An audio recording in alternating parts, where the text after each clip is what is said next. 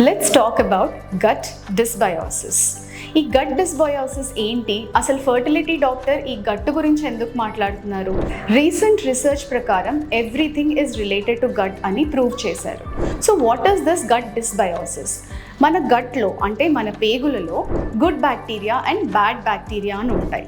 So ఈ good bacteria అనే levels ఎప్పుడు హయ్యర్ లెవెల్లో ఉండాలి. వీటిలో మోస్ట్ కామన్ ఇస్ లాక్టోబాసిల్లస్. అప్పుడు మన బాడీలో ఒక ఇన్ఫ్లమేటరీ స్టేట్ కానీ రెగ్యులేటరీ కండిషన్స్ కానీ మెయింటైన్ అవుతాయి. సో ఎప్పుడైతే ఈ బ్యాడ్ బ్యాక్టీరియా పెరుగుతాయో మన బాడీలో గట్ లీకేజ్ అనేది జరుగుతుంది. అంటే ఈ బ్యాడ్ బ్యాక్టీరియా వల్ల టాక్సిన్స్ అనేది మన బాడీలో బ్లడ్ సర్క్యులేషన్లో రిలీజ్ అవుతాయి.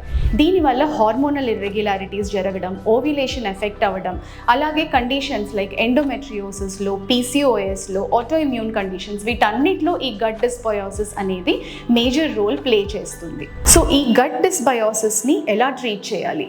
First is healthy life style.